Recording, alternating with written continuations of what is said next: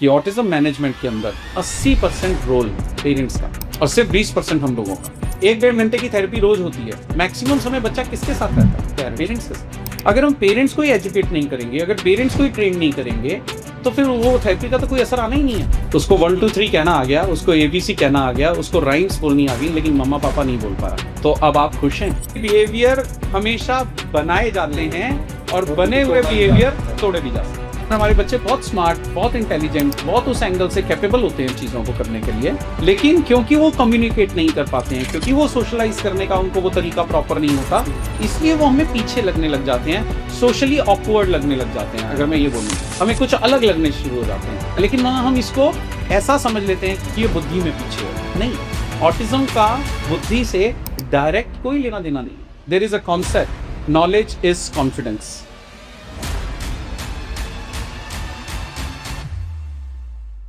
तो सर फिर आप पेरेंट्स को क्या ट्रेनिंग देते हो? 100% मैं समझता हूँ, मैंने तो बल्कि एक पेट कोट एक यही बनाया है कि parents are the real therapists, we professionals are just the facilitators.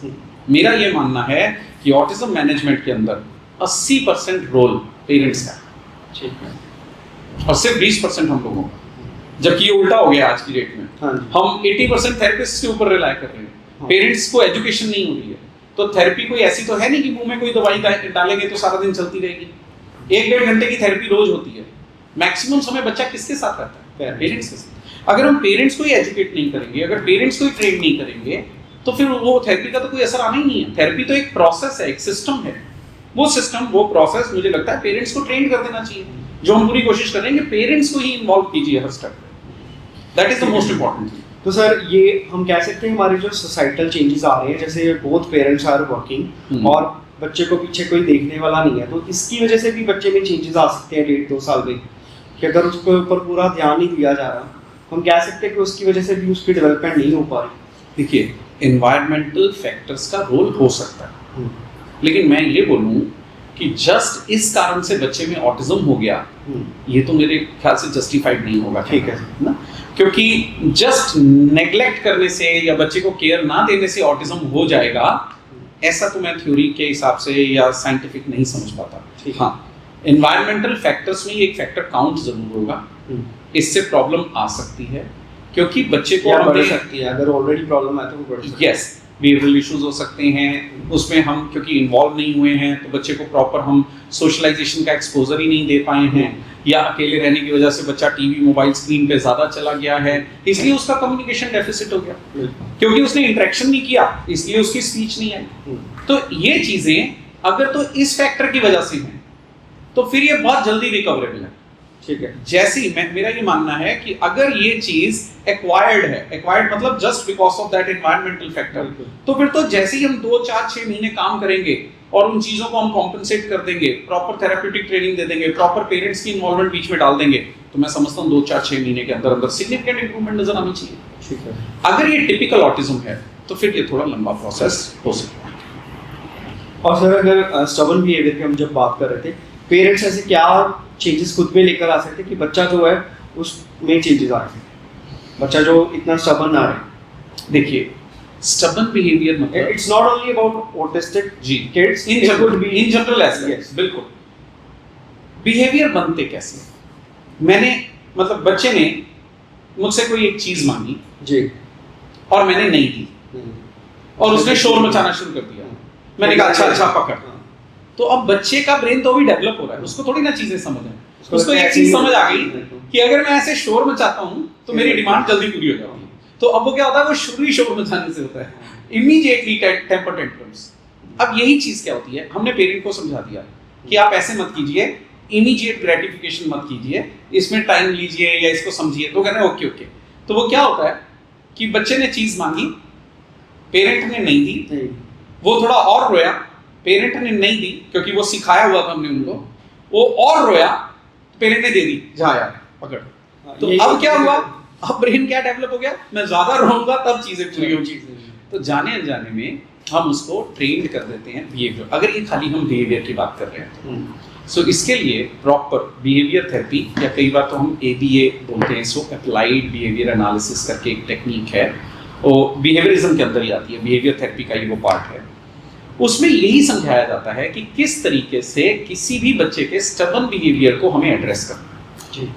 क्योंकि अगर स्टबन बिहेवियर लर्नड है तो बिहेवियरल साइंस ये कहती है कि all behaviours are learned and all learned behaviours can be unlearned. यानी कि बिहेवियर हमेशा बनाए जाते हैं और बने हुए बिहेवियर तोड़े भी जा सकते हैं। तो ये सबसे बड़ी होप है। तो स्टबन बिहेवियर चाहे कितना भी आगे क्यों ना पहुंच जाए, उसको एक प्रॉपर सिस्टमेटिक तरीके से हम उसको वापस भी नॉर्मलाइज कर सकते हैं। बट इसमें गाइडेंस मेन जो होती है वो हमारी पेरेंट्स को होती है कि उनको घर पे कैसे एड्रेस करना है।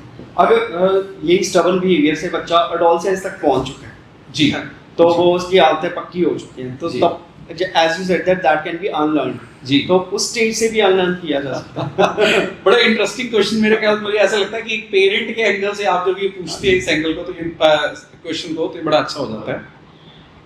सर्किट्स जो बनते हैं ब्रेन में, हाँ जी, ये धीरे धीरे धीरे धीरे हार्ड वायर्ड हो जाता है। जितना सर्किट हमारा पक जाएगा उसको तोड़ना उतना ही स्लो होता है। सो ये माना गया है, हालांकि इसकी अगेन हमारी सोसाइटी में कहते हैं कोई ना बड़ा होगा समझ जाएगा, this kind of behaviour is there. सब बच्चे अलग हैं, कुछ नहीं है, ऐसा कोई पैटर्न नहीं है। लेकिन इसको साइंटिफिकली समझिए। स्टार्टिंग में जब बच्चा बड़ा हो रहा है तो भी ब्रेन में बहुत सारी प्लास्टिसिटी है। प्लास्टिसिटी मतलब फ्लेक्सिबिलिटी है। अभी ब्रेन बड़ी तेजी से बन रहा है। जैसे जैसे जैसे जैसे आप, मैं, बच्चे, जैसे जैसे हम बड़े होते चले जाते हैं, हमारा ब्रेन क्रिस्टलाइज्ड होने लग जाता है। क्रिस्टलाइज मतलब अगर उसको आम भाषा में बोले तो पकने लग गया। सो देखिए, बनते हुए ब्रेन में चेंजेस लाना आसान है बनिस्पत के पके हुए ब्रेन में। तो जितनी एज बढ़ती जाएगी, जितने बिहेवियर पक्के होते जाएंगे, उनको करेक्ट करना उतना प्रोसेस स्लो होता चला जाएगा। इसीलिए अगर हम इसको बहुत टेक्निकली पॉइंट ऑफ व्यू से बोलें तो there is a concept of neuroplasticity. Yes, यही मैं क्वेश्चन पूछने लगा था आपसे जी, कि आप बोल रहे थे, इसको एक्सप्लेन करें सर सिंपल टर्म्स में, बिल्कुल आम आदमी समझ पाए। सिंपल से पहले मैं उसके आपको दो डिफाइन कर देता हूं और उसको फिर सिंपल में कर देते हैं। न्यूरोप्लास्टिसिटी के दो सिद्धांत हैं। Neurons that fire together wire together and use it और लूज इट। मतलब न्यूरोप्लास्टिसिटी इन दो प्रिंसिपल्स के ऊपर चलती है। तो हमें अपने बच्चे के बिहेवियर को कैसे एड्रेस करना है ये तय कर देते हैं। पहली चीज, neurons that fire together wire together, इसका मतलब ये है कि जिस तरीके का मैसेज, जिस तरीके की एक्टिविटी हम बार बार करेंगे, वो कनेक्शन उतना स्ट्रांग होता चला जाएगा। So neurons that fire together wire together. दूसरा है यूज इट और लूज इट। अगर वही बिहेवियर हम रीइंफोर्स करते रहेंगे तो वो बनता रहेगा, लेकिन अगर हम उस बिहेवियर को छोड़ के दूसरी तरफ अगर हम चीजें करेंगे तो वो यूज नहीं करेंगे तो वो सर्किट धीरे धीरे लूज होकर टूट जाएगा। So this is pure science. इसीलिए हम ये कहते हैं कि जब स्टबन बिहेवियर को एड्रेस करना है तो उसके लिए कुछ प्रिंसिपल्स होते हैं। आपको बहुत सारी एक्टिविटीज को बचपन के लेवल पर ही चीजों को इग्नोर करना पड़ेगा। अगर इग्नोर करने से नहीं ठीक हो पा रहा है तो उसको डिस्ट्रैक्ट करना पड़ेगा। इसी तरीके से डिस्ट्रैक्ट नहीं कर पा रहे हैं तो उसके बाद और चीजें देखनी पड़ेंगी कि हम और क्या कर सकते हैं। कोई चेंज द लोकेशन कर दें, बच्चे को कहीं और ले जाएं, कुछ और जैसे कर लें। वो भी नहीं हो पा रहा तो फिर फॉलो द कमांड करके एक प्रिंसिपल आता है कि जो मैं कह रहा हूँ वो करवा, जो बच्चा मांग रहा है हम करने देंगे, लेकिन उसके बदले में उससे कोई और काम करवाएंगे। But it's a process. ये यूनिवर्सल रूल नहीं हो सकता। हर बच्चे की सिचुएशन के हिसाब से अलग से इसको डिजाइन करना पड़ेगा। बट थ्योरी है, साइंस है एंड इट वर्क्स। पर बहुत सारे पेरेंट्स कहेंगे it is easier said than done. हाँ, तो मैं तो मानता हूँ कहना बहुत आसान है। इसमें मैंने कब मना किया? कहना आसान है, करना मुश्किल है। लेकिन मुश्किल बोला, नामुमकिन नहीं बोला। तो मुश्किल है तो क्या नहीं करेंगे? करना तो पड़ेगा। क्योंकि आसान, कहना आसान है, इसमें क्या दिक्कत है? मैं तो बोल रहा हूँ, मैं तो बहुत बार बोलता हूँ कि मैंने तो सिर्फ मुंह हिलाना है, मैंने तो सिर्फ बोलना है। मैं खुद कह रहा हूँ करना मुश्किल है, लेकिन देयर इज अ कॉन्सेप्ट जो मैं हमेशा बोलता हूँ, नॉलेज इज कॉन्फिडेंस। तो सर अगर मुझे पता है तो मैं कर लूंगा। मुश्किल है, हाँ जी, तो अगर डॉक्टर ही मेरा बोल रहा है कि करना मुश्किल है तो पेरेंट्स तो कहेंगे कि हम क्यों करें फिर? डॉक्टर ने ये कहा कि मुश्किल है, डॉक्टर ने ये नहीं कहा कि नामुमकिन है। और डॉक्टर ने ये भी कहा, जो मैं बार बार बोलता हूँ, 1 और 1 11 जी। अगर पेरेंट्स और प्रोफेशनल मिलके सही दिशा में काम करेंगे तो ये 1 और 1 11 हो जाएंगे, यानी कि रिजल्ट एक्सपोनेंशियली जल्दी आएंगे। ना अकेले कई बार ना अकेले पेरेंट्स से हो पाता है, ना अकेले प्रोफेशनल से हो सकता है, लेकिन अगर ये दोनों प्रॉपरली मिल जाएं और काम करें तो बहुत केसेस के अंदर सिग्निफिकेंट रिजल्ट आता है। यस, मैं यहाँ पर एक डिस्क्लेमर लगाना चाहूँगा, guarantee can not be given. क्यों? क्योंकि हर बच्चा अलग है, फैक्टर्स अलग हैं, एनवायरमेंटल फैक्टर्स भी अलग अलग हैं। गारंटी तो किसी भी चीज़ की नहीं हो सकती। बस सर ये कॉन्ट्रैक्टरी हो जाता है ना, जब कोई बच्चा आपके पास लेकर आ रहा है जी, तो वो चाहेगा कि हाँ भी मेरा बच्चा बिल्कुल गारंटेड ठीक हो, तभी मैं इस डॉक्टर के पास जाऊंगा। किसी को मैं भी सजेशन दे रहा हूँ कि डॉक्टर अतुल मदान को ये बच्चा अपना दिखा के लाओ, तो मेरे को कहेंगे कि तुम्हारे पॉडकास्ट में तो डॉक्टर ने कहा है कि गारंटी कोई नहीं है, फिर मैं क्यों लेके जाऊँ वहाँ पे? बिल्कुल ठीक बात है। गारंटी क्यों नहीं है ये समझना पड़ेगा। आप एक डॉक्टर के पास गए और उसको अपनी तकलीफ बताई और डॉक्टर ने दवाई दे दी और आप बड़ी रिस्पेक्ट के साथ, बड़ी उसके पूरा सम्मान करते हुए आप उसको विश्वास के साथ वो दवाई ले आए और दवाई लाकर फ्रिज के ऊपर रख दी और खाई नहीं, तो क्या आप ठीक हो जाएंगे?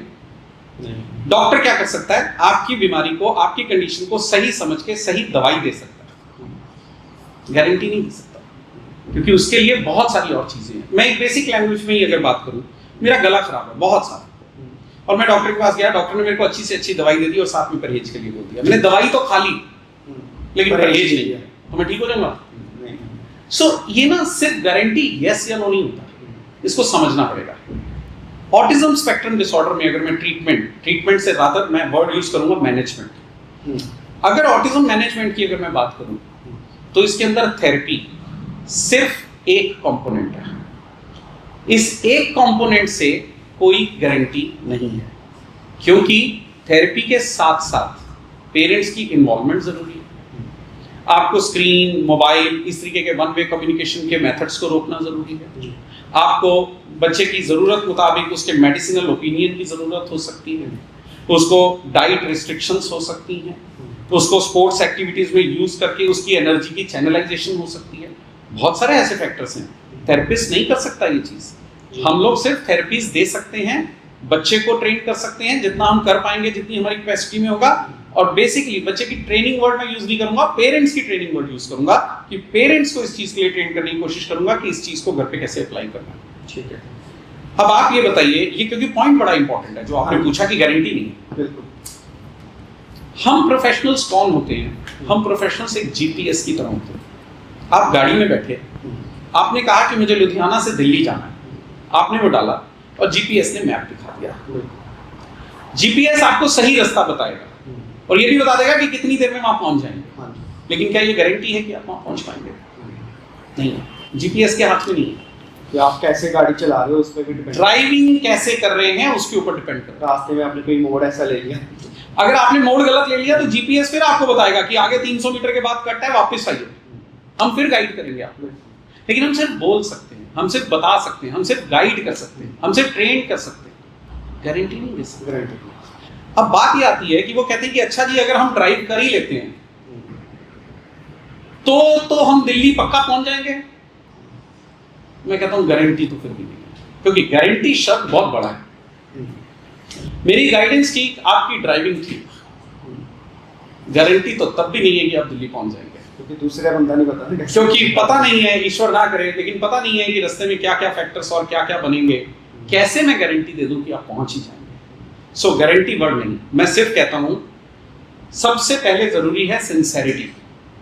हम 100% ये गारंटी देंगे कि हमारे जो प्रोफेशनल्स होंगे वो क्वालिफाइड होंगे।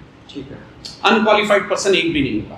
ठीक है, ये सारी डिग्री के अलग अलग लोग स्पेशलाइज होते हैं। सो मेरी तरफ से जो हो सकता है 100% जो गारंटी हो सकती है वो ये हो सकती है कि मेरे जितनी टीम होगी प्रोफेशनल्स की वो सारी क्वालिफाइड होगी। ठीक है, दूसरी, हम प्योरली साइंटिफिक मेथड से काम करेंगे। ठीक है, तीसरी, हम कंप्लीट ट्रांसपेरेंसी के साथ काम करेंगे। हमारे यहाँ पर ये कोई सिस्टम नहीं है कि आप बाहर बैठ जाइए और बच्चा अंदर ले गए और उसकी थेरेपी चल रही है।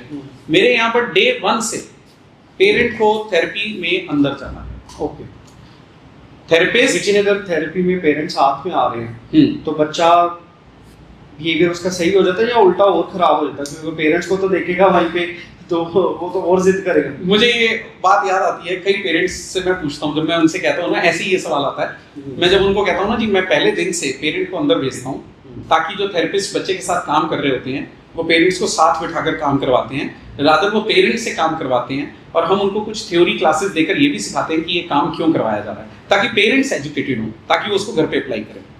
वो कहते हैं जी हम कहीं जाते थे, पहले थेरेपी कराते थे, वहां पर वो ये कहते थे, जो आपने भी सवाल दिया कि वहां पर वो ये कहते थे जी हम अंदर नहीं भेज सकते पेरेंट को, क्योंकि पेरेंट को देखकर बच्चा और ज्यादा टेंट्रम शो करता है और वो थेरेपी ढंग से करवाता नहीं है। तो मैं तुम कोई बात नहीं, एक अच्छा सा रास्ता देता हूँ, उनको बोलिए कि कर्टन आते हैं, वो जो क्लिनिकल कर्टन होते हैं वो लगा लीजिए और पेरेंट को उसके पीछे बिठा दीजिए, मत पता चलने दीजिए बच्चे को कि पेरेंट अंदर बैठा है। इससे पेरेंट्स भी सीख रहे हैं, यस पेरेंट भी सीख रहे हैं, रादर वो ये चेक कर रहे हैं कि थेरेपिस्ट किस तरीके से बच्चे को कैसे हैंडल कर रहा है। और फिर धीरे धीरे एक्सपोजर के पॉइंट ऑफ व्यू से जब बच्चा थोड़े दिनों में सेटल हो जाएगा, ये स्टार्टिंग में ही जरूरत है बस, धीरे धीरे कर्टन रिमूव कीजिए और पेरेंट को आगे लेकर आइए। ये प्रॉब्लम सिर्फ तब तक आएगी स्टार्टिंग के कुछ एक दिनों में, जैसे जैसे बच्चा सेटल होने लग जाएगा, फेमिलियर हो जाएगा सिचुएशन के साथ, कंफर्टेबल हो जाएगा, कोई एंजाइटी उसकी कम हो जाएगी, तो धीरे धीरे पेरेंट्स को साथ में लेकर आइए, रादर बच्चा ज्यादा कॉन्फिडेंट फील करेगा पेरेंट के सामने और पेरेंट को ये समझ आएगा कि हमें काम किस तरीके से करना है, तो वो घर जाकर उसको और अच्छी तरह से काम कर पाएंगे। सो पेरेंट्स को बीच में इन्वॉल्व करना मस्ट है। अच्छा सर, आप बोल रहे थे स्क्रीन टाइमिंग के बारे में ना, स्क्रीन टाइमिंग कैसे रिस्पॉन्सिबल है इन चीज़ों के लिए? स्क्रीन के लिए हमें पॉइंट समझना पड़ेगा। यहाँ पर हम जैसे पुराने जमाने में कहते थे ना, बच्चे को टीवी मत दिखाइए, आंखें खराब हो जाती हैं, बच्चे को पीछे साथ रिलेटेड आना वाले पहले बोल रहे थे, क्योंकि मुझे मालूम है यही सवाल मेरे पास आते हैं और वो बड़े जेन्युइन सवाल हैं, नेचुरल वे में आएंगे। वही ना, मैं ये चीज सोचता हूँ, मैं एक और पॉडकास्ट में मैंने पूछा भी था जी कि हमारे टाइम में हमारे पेरेंट्स कहते हैं कि टीवी नहीं देखना जी, तो अब हम बच्चों को कह रहे हैं कि तुमने मोबाइल नहीं देखना जी, ठीक है, तुम्हें प्रॉब्लम आ रही है जी, तुम पढ़ नहीं रहे, तुम जिद्दी हो रहे हो, ये चीज तो हमारे साथ में हुई थी। अब नई टेक्नोलॉजी है, उनके पास नई चीज है, एंड पेरेंट्स की तरफ से ये भी क्वेश्चन होगा कि बच्चे का ध्यान कहाँ पे लगाएं ठीक आज की डेट में। ठीक, तो ये तीनों चीजों को आप कवर ठीक है, ठीक है। सो यहाँ मैं अगर ये बात करूँ तो जो पहले जमाने में हम ये कहते थे कि टीवी से थोड़ा दूर बैठाओ, ज्यादा टीवी मत दिखाओ, आंखें खराब हो जाती हैं, वो ब्लू रेज आती हैं, कुछ ऐसी बातें हुआ करती थी। अब वो इशू नहीं है, मतलब अब वो इशू मतलब ऑटिज्म स्पेक्ट्रम में ये इशू नहीं है। ऑटिज्म स्पेक्ट्रम में हम आइज की वजह से बात नहीं कर रहे हैं। यहाँ हम जब स्क्रीन बंद करने की बात करते हैं तो यहाँ स्क्रीन का मतलब किसी भी तरीके की वन वे कम्युनिकेशन, ओके, जहां पर टोटल सिर्फ वन वे कम्युनिकेशन हो रही है, जैसे TV, mobile, laptop, iPad, Alexa, Siri, YouTube, CoComelon, cartoon channels, video games, movies, songs, यहाँ तक कि वो टॉयज जो बटन दबाए तो एबीसी, बटन दबाए तो राइम्स, ये सब क्या हो रहा है? ये वन वे कम्युनिकेशन। ओके, सो मेरी स्क्रीन का जो डिटेल्ड जो अगर मैं डेफिनेशन बोलूँ तो वो ये है, किसी भी तरीके का वन वे कम्युनिकेशन हमें बंद करना है। ओके, अब यहाँ ये समझना है कि क्यों बंद करना है। होता क्या है कि बच्चे की इंगेजमेंट, यानी कि बच्चा जो एक तरीके से इंडल्ज हो जाता है किसी एक्टिविटी में, वो क्या है? आप खुद भी देखिए, बच्चे को छोड़िए, अगर हम खुद भी बात करें तो अगर हम कोई सीरियल मूवी कुछ देख रहे होते हैं तो हम उसके साथ कनेक्ट कर जाते हैं, मतलब वहाँ कैरेक्टर को कुछ हो रहा होता है तो हम रोने लग जाते हैं, इमोशंस आल्सो, इमोशन, क्योंकि हम उसके साथ कनेक्ट कर जाते हैं। अब ये होता क्या है, क्योंकि हम सो कॉल्ड नॉर्मल लोग, हमें एकदम याद आता है कि ओहो ये तो वो है ये तो नाटक है, ये तो स्टोरी है, तो हम लोग क्या हो जाते हैं, अपने आप को फटाफट वहां से डिस्कनेक्ट करके वापस आ जाते हैं। ठीक है। ऑटिज्म स्पेक्ट्रम डिसऑर्डर में अनफॉर्चुनेटली हमारे बच्चों में ये रेगुलेशन नहीं हो पाती। वो क्या करते हैं, उसी चीज के साथ कनेक्ट कर जाते हैं।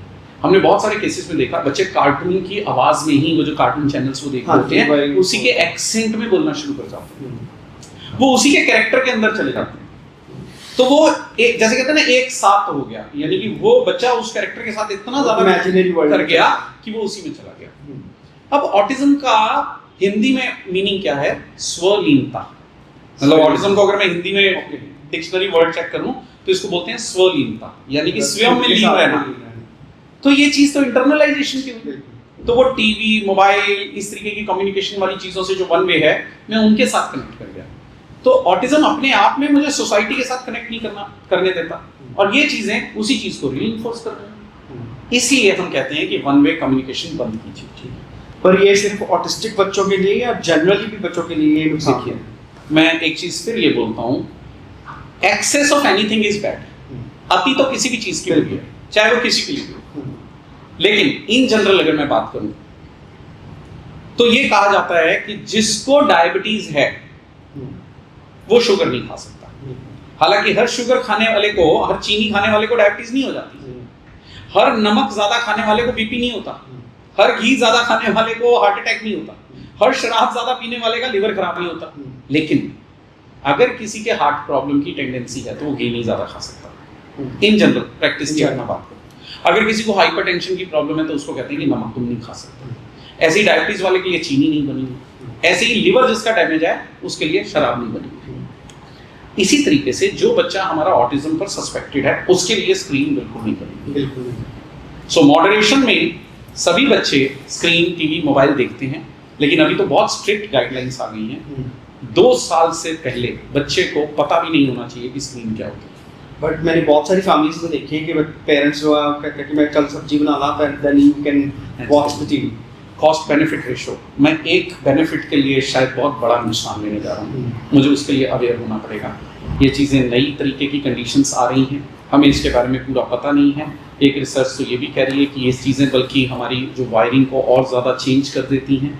हालांकि अभी कुछ भी प्रूवन तो नहीं है, लेकिन अगर हमें ये डाउट्स हो रहे हैं तो क्यों ना हम इन चीज़ों से थोड़ा सा परहेज करिए। अच्छा सर, अगर बच्चा YouTube वगैरह पे ऐसी वीडियोस देख रहा है कि उसे प्लैनेट्स के बारे में पता चल रहा है, कुछ भी जनरल नॉलेज पता चल रही है जी, चाहे वो इवन राइम्स भी सीख रहा है जी, क्योंकि हम जब स्कूल में जाते हैं, नर्सरी में हमें राइम्स ही सिखाई जाती है बच्चों को ना जी, तो अगर ABC सीख रहा है, उनके मीनिंग्स समझ रहा है वर्ड्स के, तो क्या वो ठीक है या वो भी नहीं होना चाहिए, वो भी लिमिट में ही होना चाहिए? बहुत सारे पेरेंट्स मुझसे ये वाला सवाल पूछते हैं। वो ये कहते हैं कि मेरे बच्चे ने स्क्रीन से तो 1 2 3 सीखा जी, इसी से तो उसने कलर सीखे हैं, आप कह रहे हो ये वो भी बंद कर दो। तो मैं कहता हूँ कि मैं बिल्कुल इस चीज़ की रिस्पेक्ट करता हूँ और इस चीज़ को एक्नॉलेज करता हूँ कि आपके बच्चे ने स्क्रीन से बहुत कुछ सीखा है, बट एट व्हाट कॉस्ट। उसको 1 2 3 कहना आ गया, उसको ABC कहना आ गया, उसको राइम्स बोलनी आ गई, लेकिन मम्मा पापा नहीं बोल पा रहा। ओके, तो अब आप खुश हैं? पहले क्या इंपॉर्टेंस है? सोशल साथ साथ नहीं, एक बार उसको पहले हटाइए। अर्ली इंटरवेंशन का मॉडल जिसे हम बोलते हैं 5 साल से पहले जब कभी भी हम थेरेपी प्रोटोकॉल स्टार्ट करते हैं, तो मैं कहता हूं कि स्ट्रिक्टली एक बार तो 6 महीने के लिए मेक द स्क्रीन 0, ताकि अगर उसका कोई भी कॉन्ट्रीब्यूटरी फैक्टर अगर उसमें आया था, कम से कम पहले हम उसको रूल इन रूल आउट कर दें और फिर देखेंगे। अगर जरूरत पड़ी और बच्चे की कंडीशंस ठीक हो रही हैं या वो बच्चा इंटरेक्टिव हो रहा है, तो लिमिटेड एंड गाइडेड वे के अंदर 2 वे इंटरेक्शन करते करते हम स्क्रीन रीइंट्रोड्यूस कर देंगे। Guided way, what is guided way? Guided way यही कि 2 वे इंटरेक्शन। अब मैं ये बात कर रहा हूँ, आप खुद देखिए स्क्रीन में क्या होता है। स्क्रीन में ये पूछा जाता है, कोई कार्टून चैनल चल रहा है educative, hey which colour is this, this is red, ऐसी कुछ टोन होती है, ऐसे कुछ होता है। सो मेरा बच्चा रेड कलर तो सीख जाता है, लेकिन वो ये भी सीख जाता है it's okay not to answer, क्योंकि जब हम बात करते हैं तो हम क्या पूछते हैं, बताओ व्हिच कलर इज दिस, और फिर हम पॉज लेते हैं। यानी कि ब्रेन में एक साइनेप्स बन रहा है जो ये कह रहा है कि I am suppose to answer something, I am being asked something, मुझे कुछ जवाब देना है। बिल्कुल, वो धीरे धीरे प्रैक्टिस करके उसको जवाब देना आता है। सो रेड कलर तो वो यहाँ भी सीख जाएगा, लेकिन जो वो टीवी से सीखा वो रेड कलर सीख गया, लेकिन कम्युनिकेशन नहीं सीखा।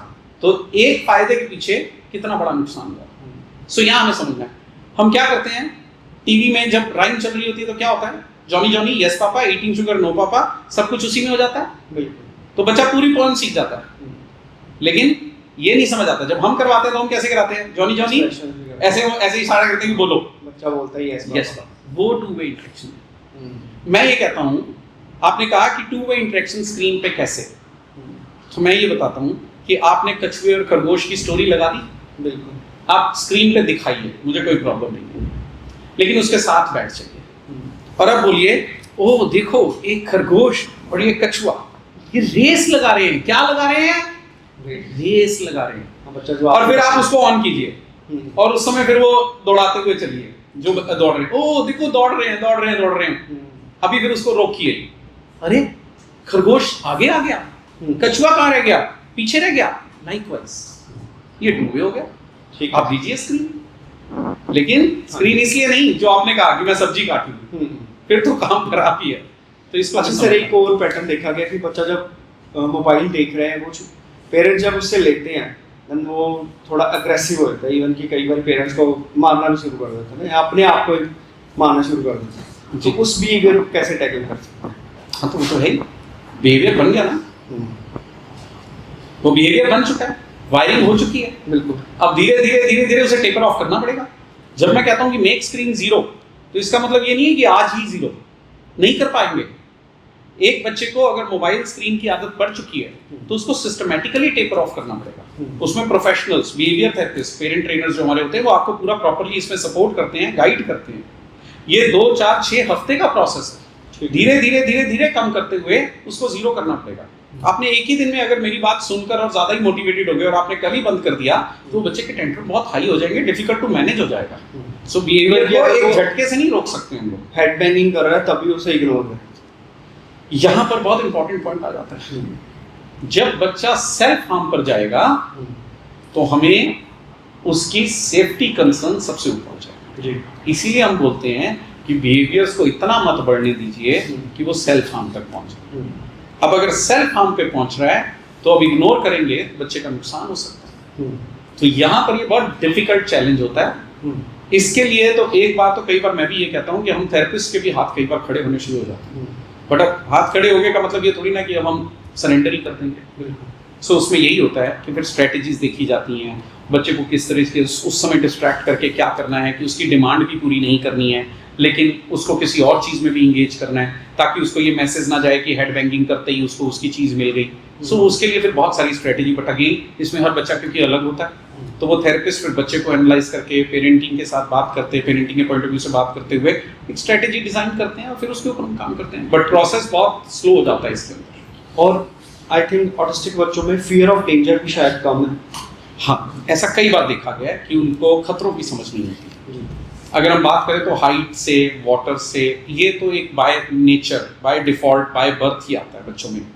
वो तो होता ही है। एक्वायर्ड डेंजर्स की समझ नहीं होती। एक्वायर्ड मतलब मैं सीधा जा रहा हूँ, सामने ट्रैफिक आ गया मुझे रुकना है, मैं सीधा जा रहा हूँ, सामने जानवर आ गया मैं रुक रहा हूँ, यहाँ टूटा कांच है हाथ नहीं लगाना लग जाएगा, यहाँ बिजली के पॉइंट्स हैं यहाँ उंगली नहीं लगानी, यहाँ करंट लग जाएगा। तो वो उनको समझाने में कई बार बहुत टाइम लग जाता है। तो एक्वायर्ड डेंजर्स जो होते हैं उनसे बच्चे को कई बार प्रॉपर अवेयरनेस नहीं होती है। ये थेरेपी का प्रोटोकॉल बनता है और बच्चे के ज़रूरत के मुताबिक इन चीज़ों से उसको और पेरेंट्स के पॉइंट ऑफ व्यू से भी उनको समझाया जाता है, सिखाया जाता है कैसा, क्योंकि खतरों से बचना बहुत ज़रूरी है, नहीं तो वो एक्सीडेंटल प्रोन हो जाएंगे बच्चे। तो ये भी एक थेरेपी गोल बनता है। और हमें बच्चों को कोई कंट्रोल्ड रिस्क भी देने चाहिए, जैसे साइकिलिंग वगैरह करनी है, साइकिल से गिरने के टाइम पे उसको थोड़ी प्रोटेक्शन देनी है कुछ। देखिए, प्रोटेक्शन का तो एज ए पेरेंटिंग हमें संभाल रखनी ही पड़ेगी जी। लेकिन मुझे आप ये बताइए, आप हो, हम हो, बिना गिरे हम लोग कभी साइकिल सीख पाए? नेचुरल, यानी कि कैलकुलेटेड रिस्क हम ले सकते हैं। देखिए, बच्चा अगर गिर रहा है, कुछ कर रहा है, आप इतना ही कर सकते हैं कि अभी स्टार्टिंग पे उससे सड़क पे सीधा मत लेकर जाइए, थोड़े ऐसे वुडन प्लेटफॉर्म टाइप पे करवाइए, पहले सपोर्ट सिस्टम से, जैसे नॉर्मल पेरेंटिंग। मुझे ऐसा लगता है कि इसके लिए मुझे कोई अलग से करने की कुछ जरूरत। सर मुझे लगता है आजकल नॉर्मल पेरेंटिंग भी थोड़ी चेंज हो गई है, बिकॉज पहले जो पेरेंट्स थोड़े रिस्क ले रहे थे बच्चों के लिए, आजकल वो नहीं है। बच्चा थोड़ा सा भी नीचे गिरता है तो पेरेंट्स उसी वक्त आ जाते हैं उठाना से ना, तो वो कहीं ना कहीं असर डाल रहा है उस पे। मैं खुद ये देख रहा हूँ, पर्सनालिटी पे मैं खुद ये देख रहा हूँ, और बाकी सब में भी क्यों बोले, हम अपने घर परिवार में भी यही देखते हैं जी। आज की डेट में पेरेंटिंग थोड़ी ओवर फैसिलिटेटिव हो गई है, ओवर प्रोटेक्टिव हो गई है। हाय मेरे बच्चे को कुछ होना लगे, जो कि ठीक है, आई अंडरस्टैंड, मैं भी एक पेरेंट हूँ, मैं उन इमोशंस को समझता हूँ। लेकिन मैं एक जनरल वैसी एक मेटाफोरिकल रेफरेंस में बोलूँ कि अगर मैं रुई में लपेट के बच्चे को रखूंगा तो वो तो बड़ा नाजुक रहेगा। वो फिर कैसे, मतलब अगर मैं कई बार बात करता हूँ तो real world is very cruel. मैं बच्चे को कब तक एक शेल में रखूंगा? सो वही हमने कहा कि कैलकुलेटेड रिस्क, थोड़ा थोड़ा एक्सपोजर हमें जनरल पे में देना पड़ेगा। हम अगर ओवर प्रोटेक्टिव हो जाएंगे तो ये लॉन्ग रन पे बच्चे के लिए बल्कि नुकसानदायक है। तो ये बैलेंस्ड पेरेंटिंग अप्रोच होनी चाहिए इसमें, मुझे लगता है। ओके, अगर हम बात करें प्रैक्टिकल स्किल्स की, like eating and using the toilets और ड्रेसिंग देमसेल्व्स, ये चीज़ें ऑटिस्टिक बच्चों को आप कैसे डेवलप करते हो?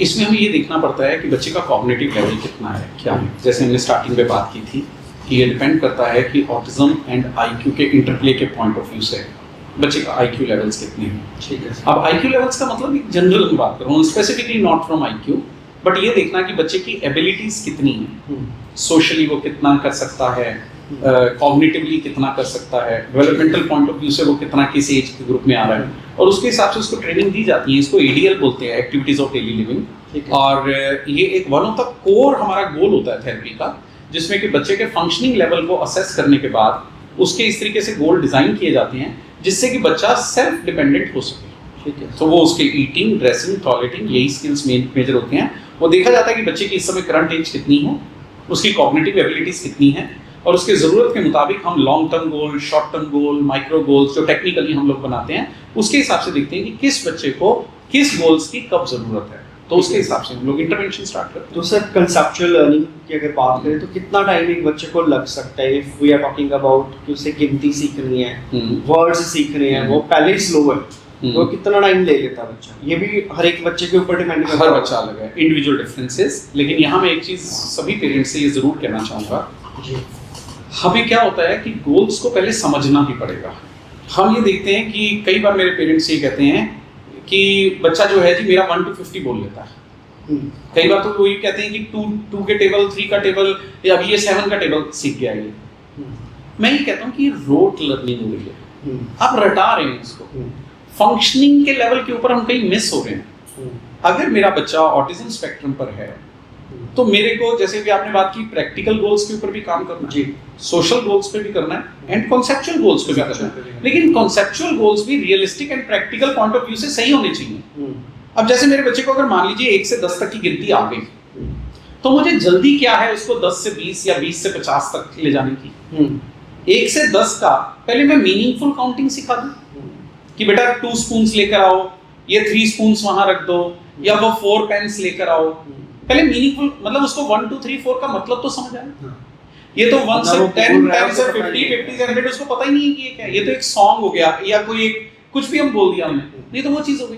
तो यहाँ हमने कॉन्सेप्ट्स को भी समझना है कि गोल्स को कितना मीनिंगफुल बनाना है हमने, तो वो जरूरी है मुझे लगता है। बाकी इसकी एज स्पेसिफिक तो जैसे एज के हिसाब से जितना बच्चे का कॉग्निटिव लेवल होगा उतना वो इन चीज़ों को सीख पाएगा, और थेरेपी उसी के हिसाब से डिजाइन की जाएगी। और हमारा टारगेट वही है कि वो जो बीच में गैप है उसको हम कितना फिल कर सकते हैं, जो कि काम करने के बाद ही पता चलेगा। अब जब आप एज की बात कर रहे हो, ऑटिस्टिक बच्चे की एज जो हम कहेंगे वो फिजिकली और मेंटली डिफरेंट होगी, हम कह सकते हैं ऐसा कुछ? अगर तो आईक्यू को, जैसे मैंने कहा, जो आपने कहा कि मेंटल एज, वो आईक्यू का वर्ड है। फिजिकल एज मतलब जो हमारी आज की डेट में एज है, बर्थ डेट से आज को कैलकुलेट कर लेंगे तो वो बायोलॉजिकल एज होगी। एज पर से ऑटिज्म में आईक्यू कम नहीं होता, लेकिन कई बार ऐसा देखा गया है कि कोमॉर्बिडिटी के तौर के ऊपर या प्रेवलेंस रेट में देखा जाए तो कई ऑटिज्म के बच्चों में आईक्यू कम होता है। तो 2 डिफरेंट कंडीशंस होती हैं। तो स्पेसिफिकली अगर मैं बोलूं तो ऑटिज्म के अंदर आईक्यू कम होता है ऐसा कोई वर्ड नहीं है। रादर हमारे बच्चे बहुत स्मार्ट, बहुत इंटेलिजेंट, बहुत उस एंगल से कैपेबल होते हैं चीज़ों को करने के लिए, लेकिन क्योंकि वो कम्युनिकेट नहीं कर पाते हैं, क्योंकि वो सोशलाइज करने का उनको वो तरीका प्रॉपर नहीं होता, इसलिए वो हमें पीछे लगने लग जाते हैं, या हम कहें तो हमें सोशली ऑकवर्ड लगने लग जाते हैं। अगर मैं ये बोलूँ, हमें कुछ अलग लगने शुरू हो जाते हैं, वहाँ ये वर्ड आता है। लेकिन वहाँ हम इसको एक तरीके से ऐसा समझ लेते हैं, कंफ्यूजन हो जाती है कि ये बुद्धि में पीछे है। नहीं, ऑटिज्म का बुद्धि से डायरेक्ट कोई लेना देना नहीं। हाँ, वो हो सकता है कि किसी ऑटिज्म के बच्चे में आईक्यू भी कम हो, दैट्स अ डिफरेंट कंडीशन। ठीक है। अब अगर बात करें ईटिंग हैबिट्स के ऊपर, देयर आर सम किड्स वो सेलेक्टिव या पिकी ईटिंग ही करते हैं। अब ये भी सेंसरी इशू है या बिहेवियरल है?